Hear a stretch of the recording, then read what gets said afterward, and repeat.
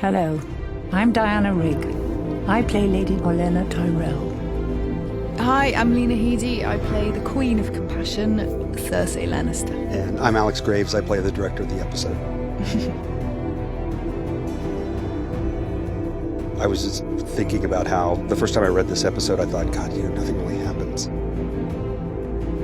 It's funny looking back because I think I just didn't know the show very well, because to know the show takes a lot of work.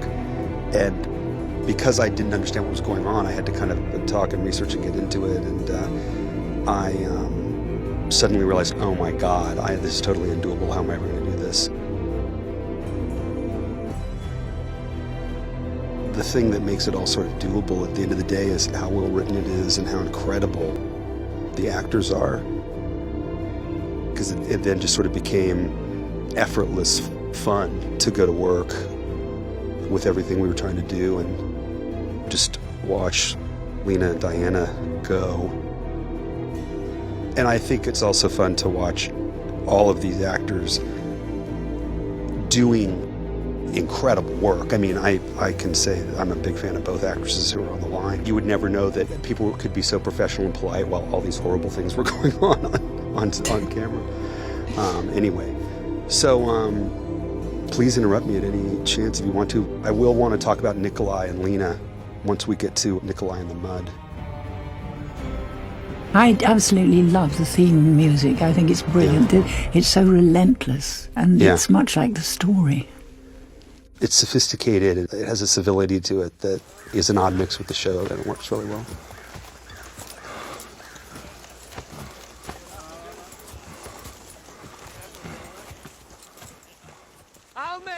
Here he is, the missing brother, lover.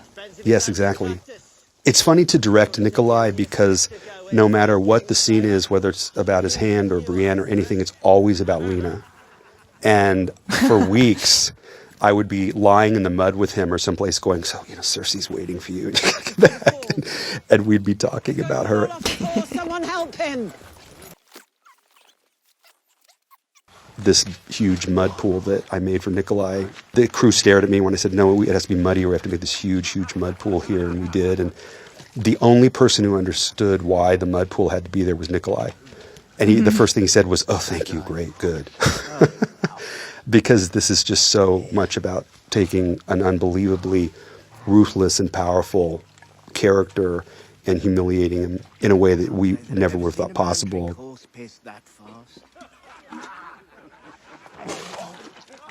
What is actually happening that follows through in the next episode is that you're peeling the layers back on this somewhat of a monster of a character, because he's about to accidentally rediscover his humanity in the journey, and it's very tricky. And I don't know that I've ever been so concerned about tracking a performance and going through, and then it just became, as was the case with all of you, fun. Because it's fascinating with all the actors and all the characters in this drama, how not only well cast, but how connected they all are, whether it's through preparation or not. Because I think Lena, and I mean, you may want to talk about this, some of the actors read the books and they know everything and it's part of the process, and other actors don't want to know anything. I'm one of those who, I like waiting for David and Dan's words, and when they arrive, it's so exciting. Do you know what I mean? I know so many people have read the book, so I kind of glean what I like from that. But, it has to come from your gut, and I think that, alongside their writing, is what makes it, what it becomes. Yeah, but I also think, and certainly watching you on the day working, is that the spontaneity is a big part of it, and why would you key off all of the information that's in the books when it's like too much information, I guess. Yeah, exactly. Over-informed kind of takes away your instinct, because you doubt it, which you can't. Yeah, and I mean, I only understood Lady Olenna and Diana when I read the chapters of the books with her in it, and I started to realize what an incredible, not only character was, but what a dominating threat she was to the whole story. And that was when the character opened up, and I went, oh, I understand what all of these pleasant little scenes with Diana Rigg are. She's the godfather acting like a wonderful little guest. Don't you love watching a scene like this between two consummate actors? I mean, it's absolutely wonderful. Yeah, it's even more fun to watch the two actors pick on each other all through every take. Yes.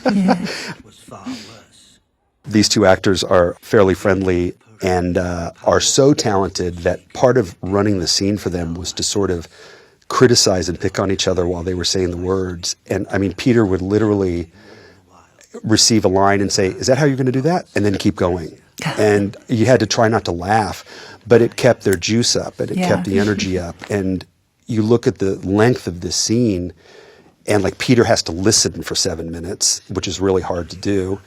And let alone Conleth has to give one of the bigger moments of his story. And oh my God, they came in and it was just unbelievable. Was it a god, a demon, a conjurer's trick? I don't know.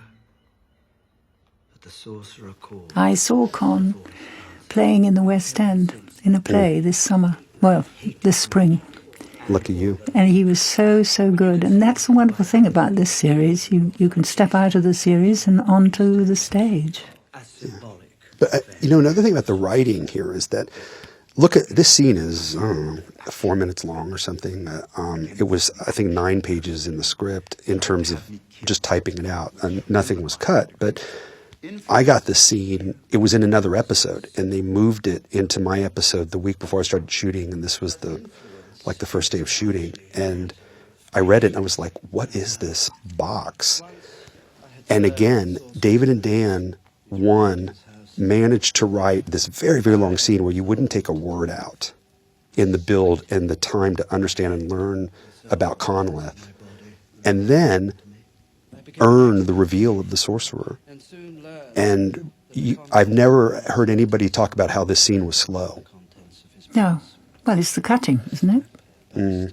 Well, yeah, that was... Yes, it is. But it's also, look at that guy.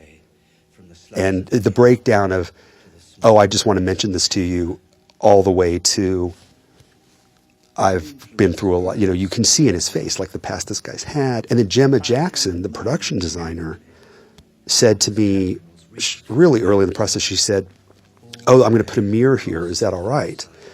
Because I know that he was an actor in his youth. And I was like, that's fantastic. And there's got to be a moment in that mirror for him. And then there was. This is so great, this reveal. This was the hardest I ever saw Conleth laugh, because we had to bring this old man in. We had to put fake excrement all over the inside of the box. We had to gag the old man, who couldn't have been sweeter, and we're like gagging him and putting him in this box.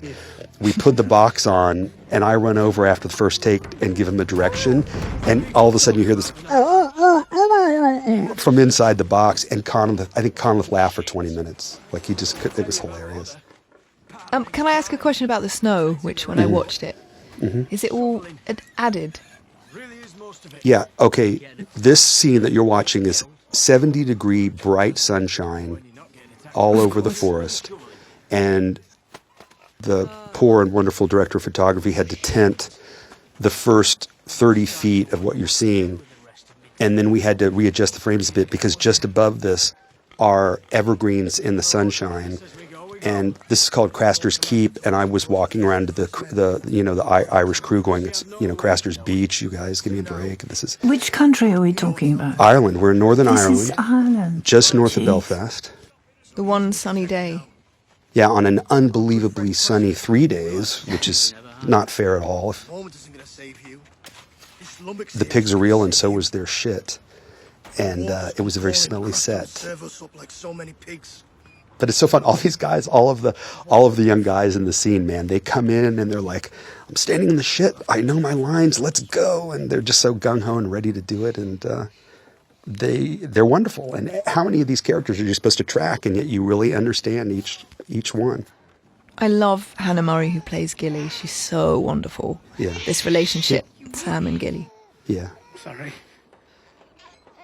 another thing is that this scene is, okay, here's these two characters, they're sweet, what am I doing here? And what we're doing here is their real story is about to start.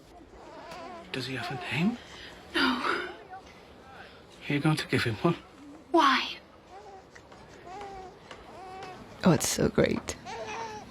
And he's wonderful. I said to hold it for you until He's my crush.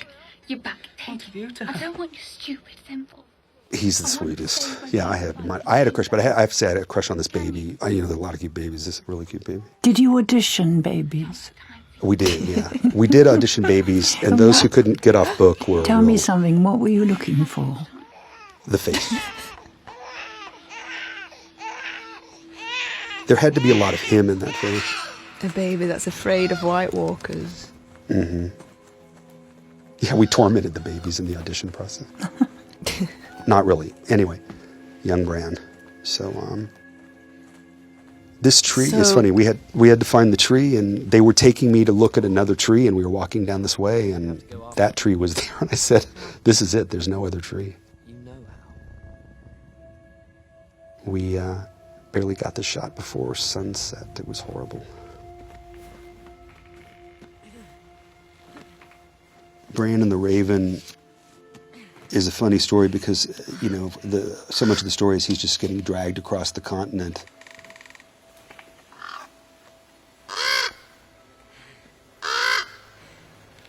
Brandon? Mother, how many times have I told you? This is another David and Dan moment because it's not in the books. They wrote this scene, and this is the most brilliant tee-up to the Red Wedding that you could have written because it's completely oblique. You have no idea that it's about the Red Wedding. But like Bran, by the end of it, you're terrified of her and for her, and you know that something bad's coming. Can I say, I have goosebumps right now just every time she's on screen, just because the power she has. As an actor, and watching episode 9, I can't not think about it. She's just exquisite. I mean, Michelle Fairley, everyone listening. I don't know that there's enough time on the recording for me to talk about Michelle. No. I was sort of, that was one of those baseball bat moments where you roll on an actor and they do a take. You just realize you're in the ring with one of the greats. Yeah, she's just incredible. Yeah.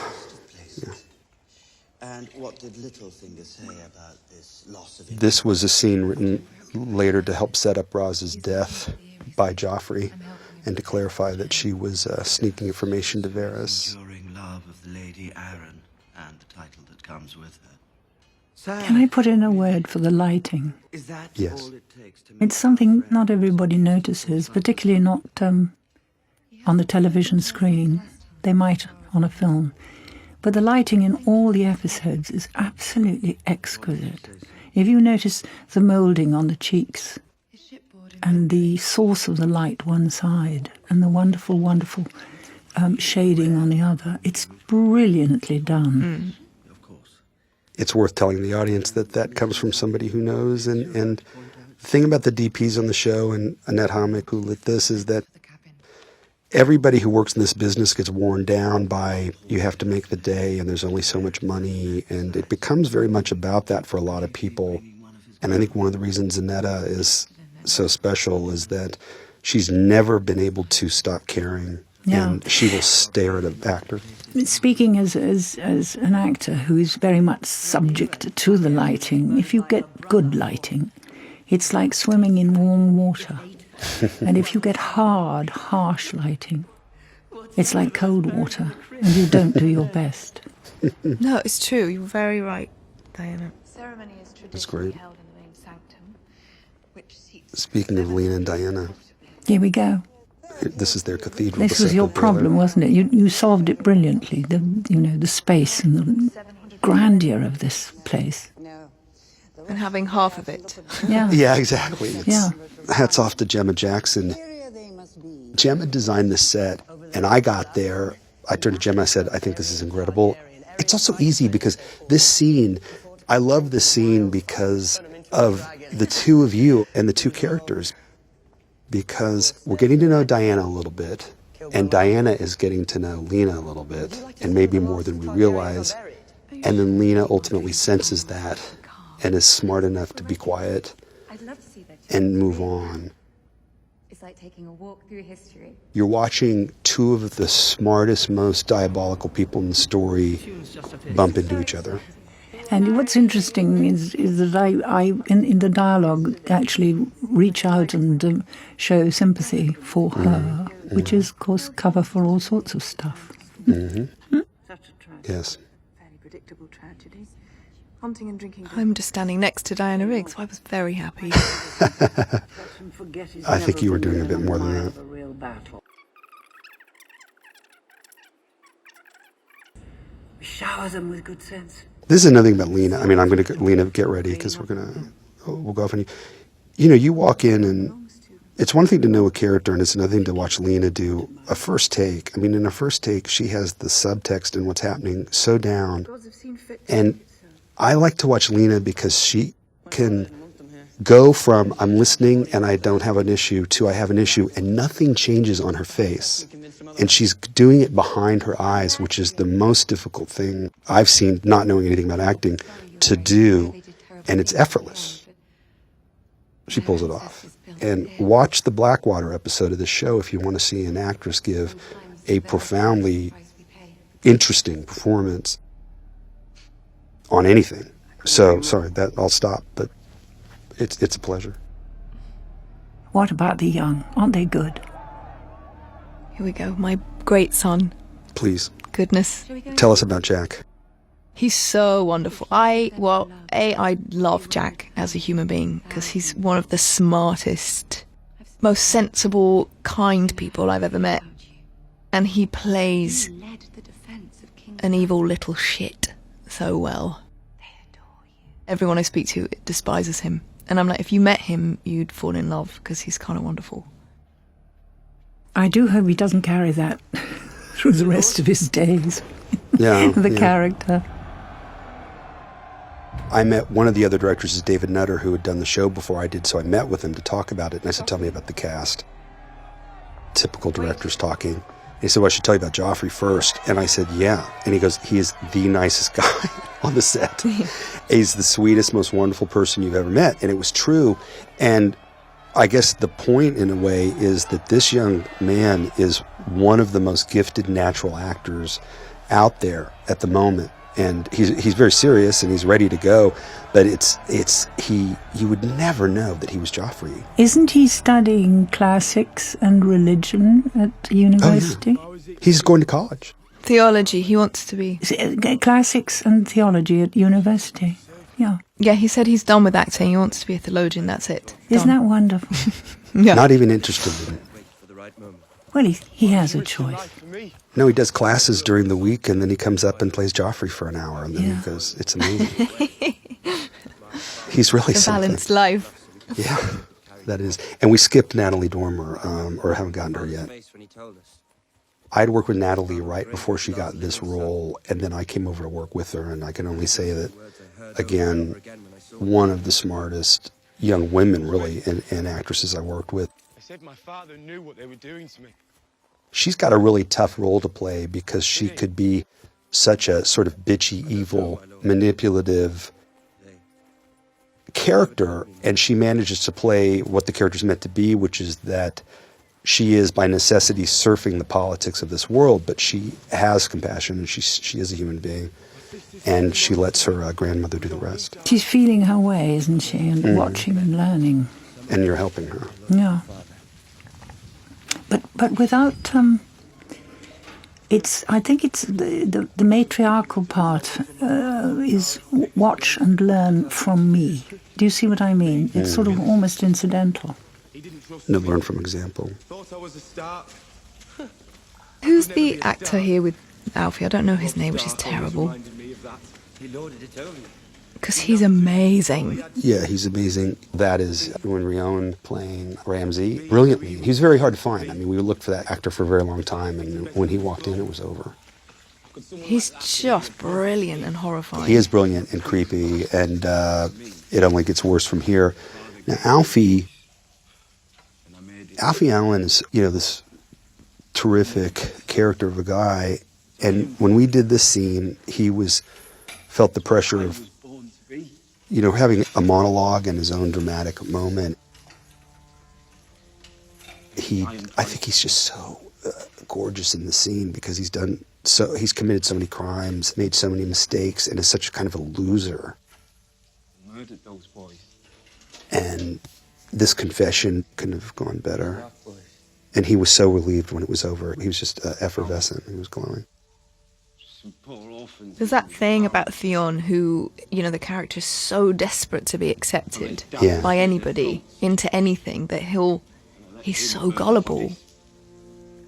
That's why he makes his mistakes. Well, and this being Game of Thrones, in the moments that follow his confession, the worst thing that could ever happen to him happens to him. And it's a great setup. Yeah, he's in the hands of the brilliant psychopath. Yeah.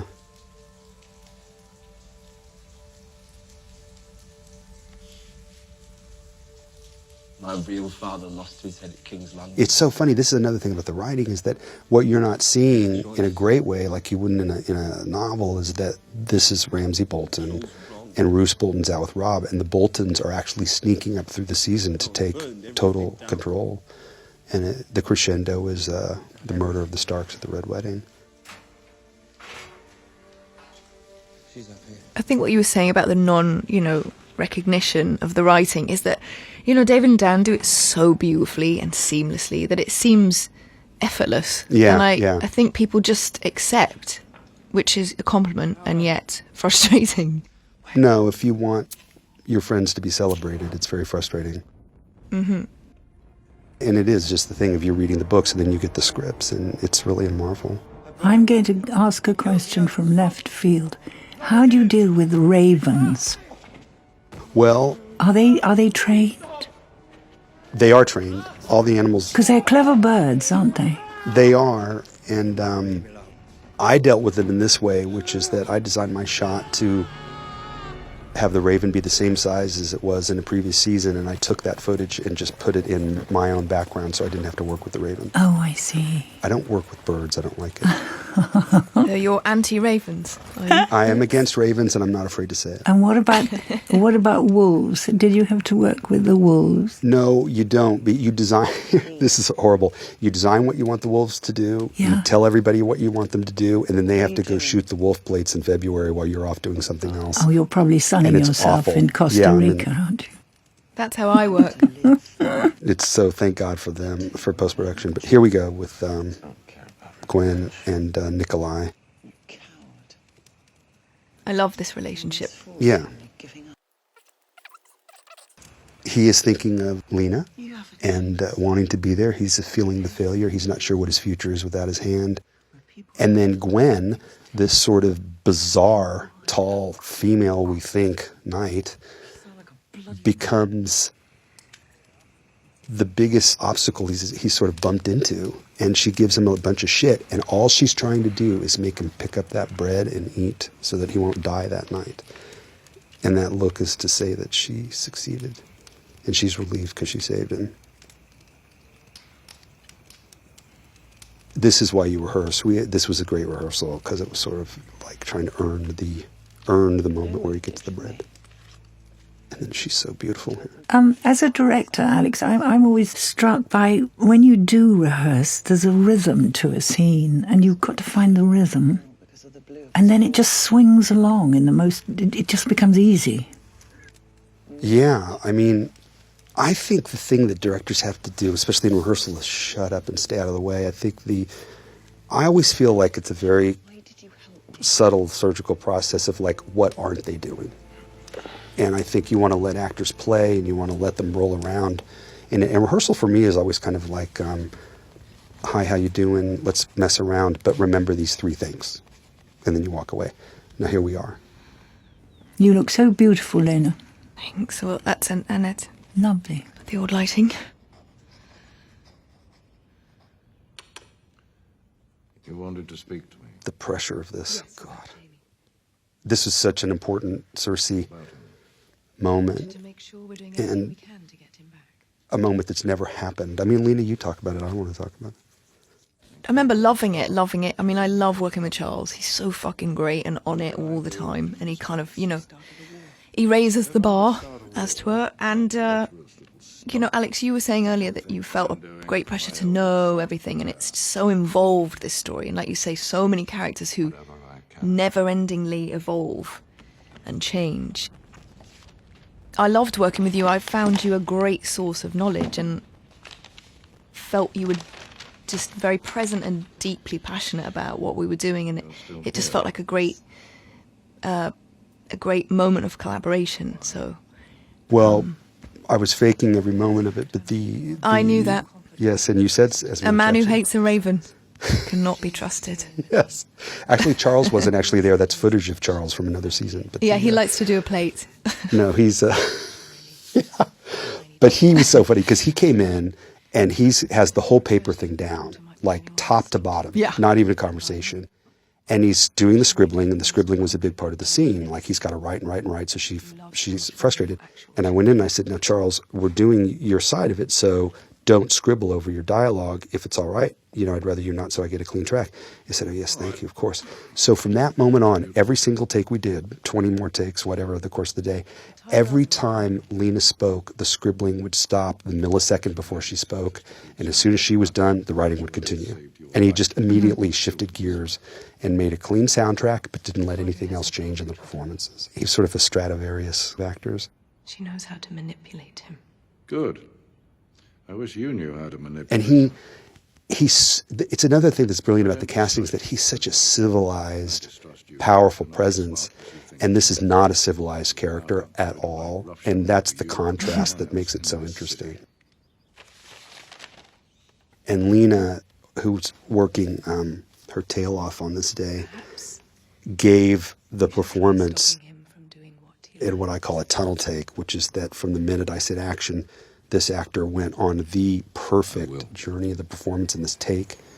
And her microphone came unpinned in the middle of the take and showed up. And they were like, "Oh, the mic's in the shot. We can't use that one."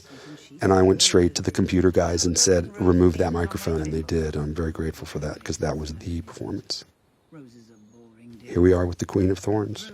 Here we go. It was a hot day. Well, having a little bit to do with that costume, I would think. Hot. And there I was in several layers of brocade. But Diana, what do they do that you can sit there in Croatia in that costume in 70-degree heat and get through it? You rise above. Really? So there isn't any kind of cool pack or anything in to help no, you? No, there wasn't anything at all. Nothing. Oh, my God. And it was just hands and face that were open to the elements. I love the scene. And actually, the joy of working, dear Lord, it's wonderful. I mean, you know, you concentrate on what you're doing, and the discomforts don't count. Well, you set the example, Diana. It was fun because you, like only the best, came in, and I could always see everybody sort of go, "Oh, I have to get my game on." The real deal just walked in, and Conleth was no... I love that scene with him.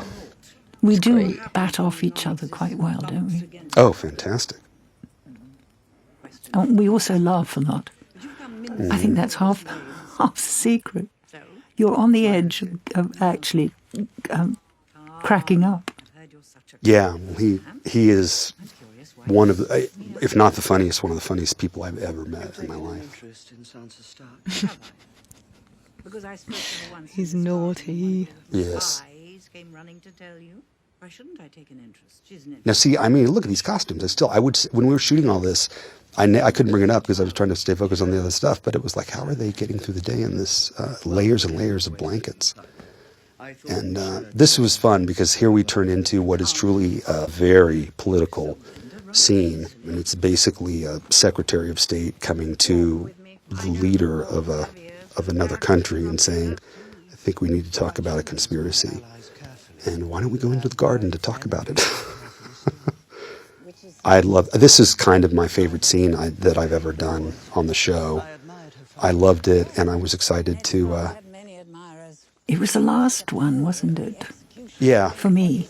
Yeah. And for Con, I think. Very, very beautiful setting. God, it was beautiful. As it should be for such a dirty conversation. Yeah. That's hardly surprising.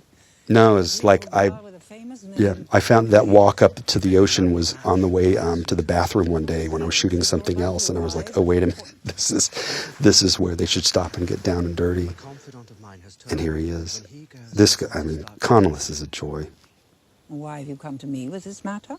But see, also just that Diana knows almost everything, and so she sits there listening to him spill and realizes that it's time to move on some things by his sort of... Littlefinger is one of the most dangerous men in Westeros.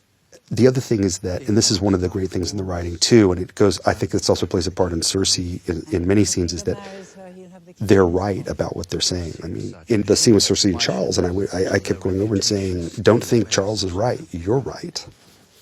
And he's not seeing the big picture, actually, for once. Actually, I rather enjoy him.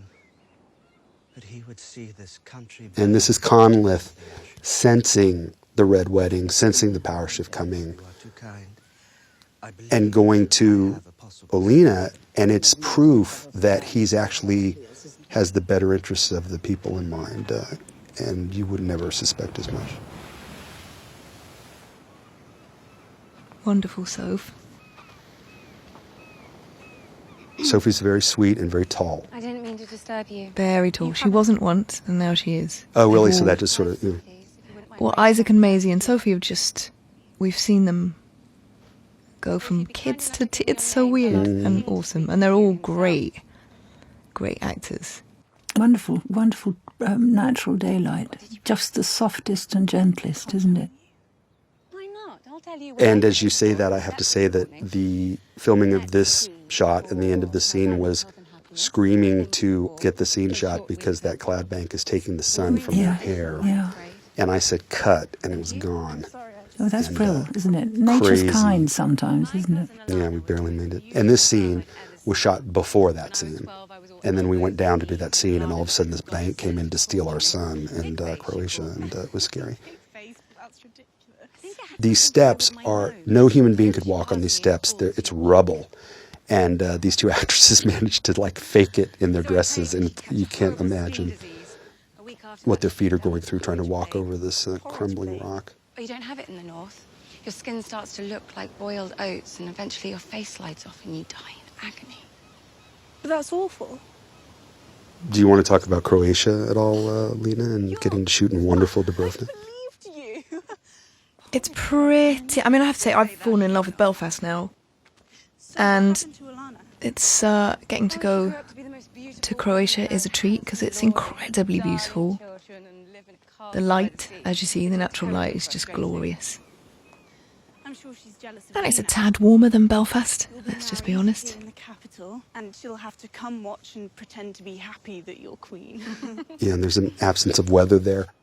One of the things about Croatia, besides the fact that it's sort of Italy and Greece colliding in a very sort of great way, is when I got out of college, the war was going on here, and it was very upsetting. It was kind of my first war as a younger person, and it's very optimistic to go there now and see how they've recovered and moved on and returned it to the beauty, its own natural beauty, and it's just fantastic. I talked to one of the drivers about that, and he was so proud that his nation had rebuilt their city. Yeah, and they talk about, they're smart enough to sort of say, like, my uncle was killed in that building, and we don't want to have that going on anymore. But they were bombarded from above for day upon day. He rode far. This scene is also terrifying. David Benioff, who's one of the two writers and creators of the show, I think every time I spoke to him for 4 months, he said, Mormont's death is like probably the most important thing to me in the world. And I would just go, okay, great. It's almost the first thing he said to me, and I felt a lot of pressure to get this right. Didn't think a broke foot could kill a man. Wasn't his foot And it was actually easy just because James walks in as Mormont and is the character, and we had to do this in 2 takes because we only had enough money to burn the dummy twice. Again, it's a testament to how great the cast is, where the sun was going down, the fire was so hot it was burning the faces of the actors. Some of their facial hair burned while we were shooting it, and they just stuck to it and pulled off their right performances to set up the massacre at Craster's Keep. That's the Night's Watch for you. Yeah, exactly. No, they are that into it. Though. Like, I had an actor, a different actor in a separate scene who had to be interacting with fire, and they were moving so close to it that it was burning them. And I said, "Don't burn yourself, okay? Don't do that." And then next take, they moved even closer, and like went and used it. I love this scene. This was so shocking. Mm. You ever meet a man with 99 sons? And exciting because he's such a bastard. Oh, he's more great. daughters than I mean, I'm glad for you. This was also one of those things where you've got all of these guys, the appearance of a scene, and then the breakdown into the murders, and we shot it in a day and a half, and you could not do it without great actors. You would never make it, and the great crew. I mean, this is a good moment to stop and talk about stunts, makeup, hair, camera, lighting, costume. It's one of the most incredible crews I've ever seen, and the show would be unmakeable on the schedule without them. Look at all the things you've got going on in the scene, like a bunch of people all dressed in leather in the middle of the day, the fires, the stunts, there's blood coming, there were squibs, there's crazy, and we just stepped in and did it. I'd rather eat what you've got hidden away. I told you to wait outside. He's sitting there, drinking our wine, eating his fill while we die. There's Burn. Great. Mm-hmm. Oh, yeah. With my women! Talk about He's so wonderful. Make it through winter. Enough! Burn is so ready to shoot that you almost feel sorry for him when you're not rolling. He's just standing there going, yep, ready. Yeah, little thief. And you! And you! Go sleep in the cold with empty bellies! I can't even talk. I can't talk. I love watching him. Bastard. It's like you don't want them to die because they're brilliant and Yeah. the characters are so mean. You're always torn when people go. Yeah, I feel that way about all the people who die on the show. It's like, Yeah. Oh no. You are a bastard. Oh no. A daughter fucking wildling bastard. And here's Burn. He's like one of the loveliest guys. And boom. Lower jaw. For this! By all the There are no laws beyond the wall. Now show us where he hides his food, or you'll get the same as he did. On hand. Oh. I shall have your head. I bonded with James in Iceland because James, who plays Mormon, I'm terrified of flying. I hate airplanes. I came in a half a day before James, and then he came in through the storm that I avoided. And in Iceland, you had to fly over a mountain in a small plane to get to this town on the north coast where we were shooting. I went down for breakfast, and James was sitting there with other actors, and they were all green. And I said, what happened? They said, we just came through 20 minutes of a storm that I don't think I'll ever fly again. And they were so rattled, and yet we all hopped up and went to set and shot the scene. Fuck, I love this scene. Great. Great job, Alex. And this was fun for him because you're really starting to take Sam and force him into being more of an adult and force him into being decisive, and he steps to it. This is a fake shot from Northern Ireland because we didn't have enough snow, so we had to create a visual effect shot with a kind of a tree wall for them to run into. Piggy! And sleep well! I'll be cutting your throat one of these nights! Here's Paul, Thoros of Myr, an absolute so great. favorite. Can I take this hood off yet? No, I was drooling over him. I was. He doesn't know it. He was my crush. I mean, look at his hair. Okay, I've got two. I'm jumping in there too.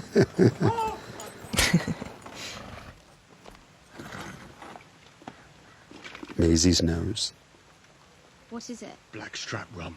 Even Maisie's nose is great. No, you know immediately who it is, and she gives a performance with her nose. And it's understated and just right. Let's go home.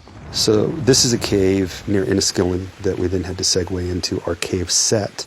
And we had to build a cave set because the flaming sword fight that follows the next episode could not be executed in a real cave, in terms of all the caves in Northern Ireland, not surprisingly, are so slippery you could never actually do a fight in it.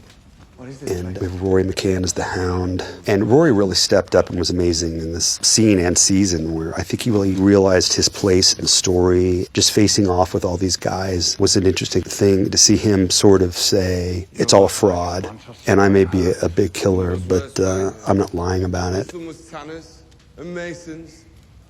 That was before.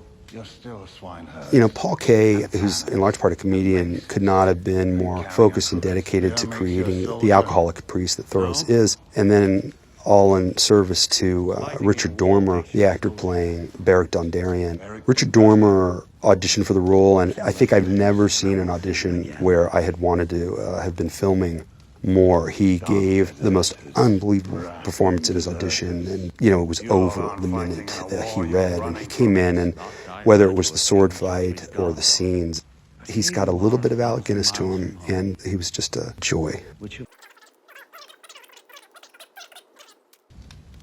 Was this the paint hall, or No, this is the new other stage. It was the new stage. Waiting for you in the dark.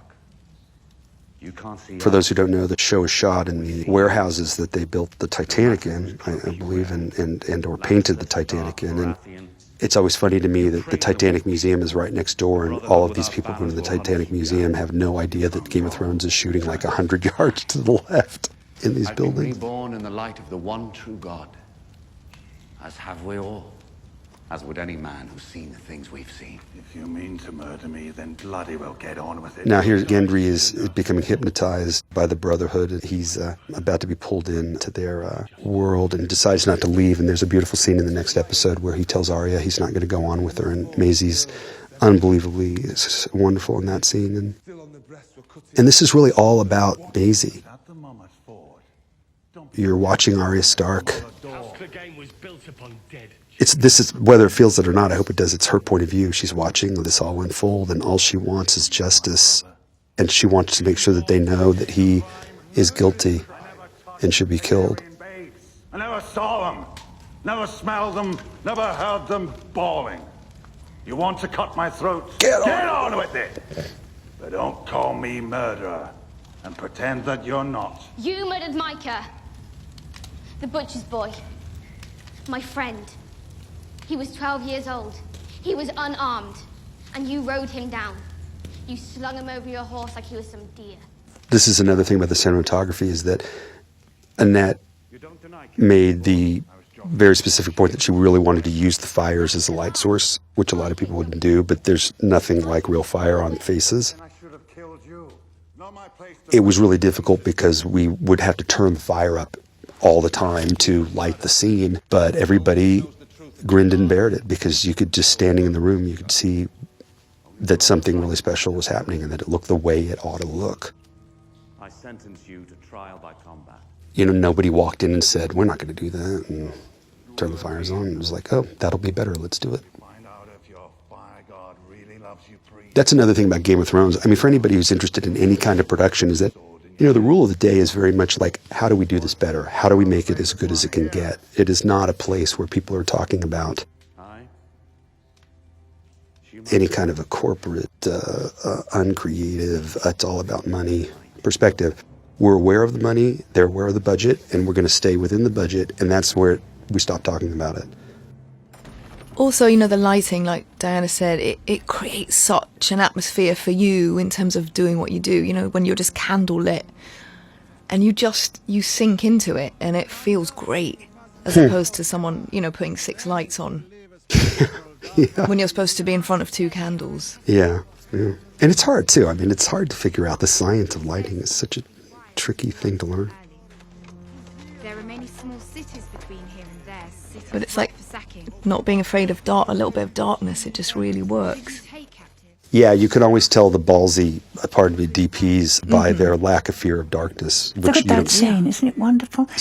How was that achieved, all those people? Well, you haven't seen that since the film of Cleopatra. That was a lot of free sandwiches. Yes, that was a lot of sandwiches. We had 200, we were supposed to have 400 extras in Morocco. We shot this in Morocco, and 350 showed up on the first day. Yeah. They were prone to getting into brawls, and so they would break into fistfights. Oh, God. Ultimately during takes.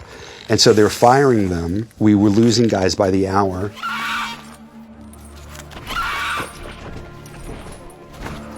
It was tricky because the Moroccan extras just didn't want to stand in the sun all day, and they started to mutiny and abandon us.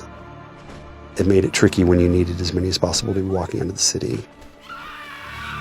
So Emilia Clarke and Ian Glenn as Jorah and the Khaleesi, two of the most passionate, dedicated actors you've ever seen. Part of what's so fun about the two of them is that they speak in looks. They know each other so well that in between takes they'll kind of look at each other and they'll say as much as like, yeah, the thing with the, I know I should have, yeah, right. And that's, and all of a sudden, you know, they found what they need and they go back in and they have a great take. No one really could figure out how we were going to do this, so I went to Morocco and walked around the set, which was a box, and I didn't want to do it in a box. So you're looking at an interior set there, and when you turn around, we're in the desert shooting everybody against, you know, the flat desert, actually where they shot part of Lawrence. It had to have that scale, because I kept saying, it's 8,000 guys, right? So if it's 8,000 guys, there's almost no background. And so we storyboarded the whole thing and got it all set up. And we had pickup trucks run back and forth in the background to create the dust so that it would look like the 8,000 guys had just walked forward. And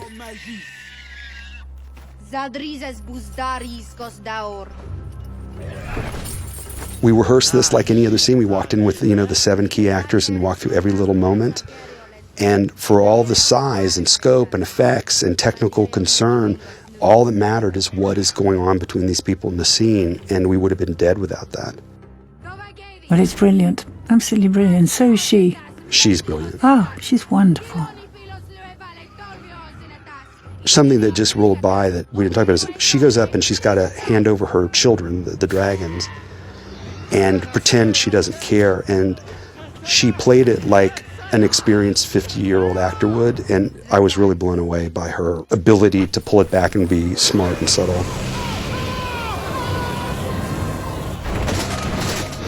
I have to point out the effects team driven by Stu. Stewart is one of the sweetest men I've ever met, and the way you make him smile is you start to talk more and more about the scope of the destruction you want to create, and he'll burst into a smile. And this shot of Emilia with the fireball behind her was something that was undoable. We couldn't do it for fear of safety.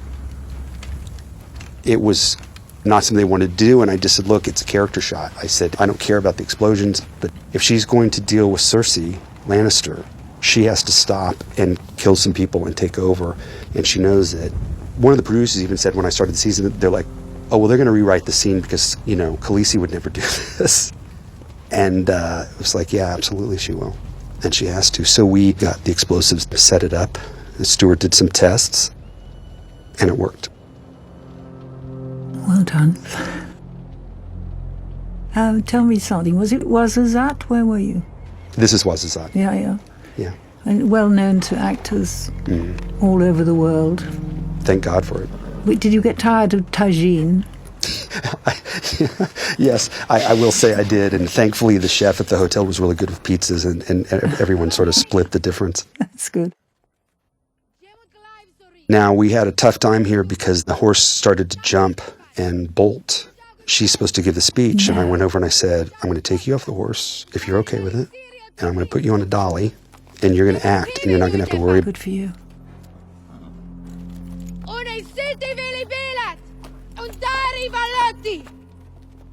And so almost every single shot of her, except this one and one other take, she's actually on a dolly.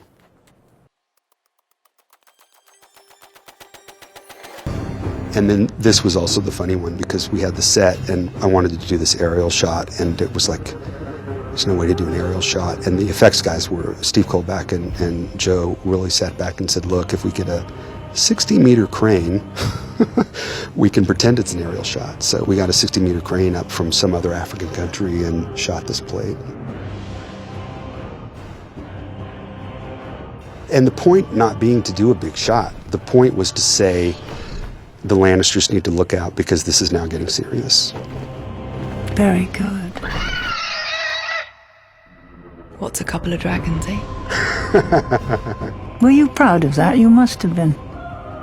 That scene is absolutely amazing. No, I think everybody should be proud. A director's job is to make sure that everyone is getting to do what they are there for. But you don't often see that sort of grandeur on television. You really don't. Yeah.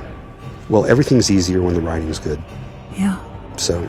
True that. It's actually a good chance to just say thank you to the two of you for being so wonderful, and thank you for a great experience. Oh, we enjoyed it. Yes, it's a gift.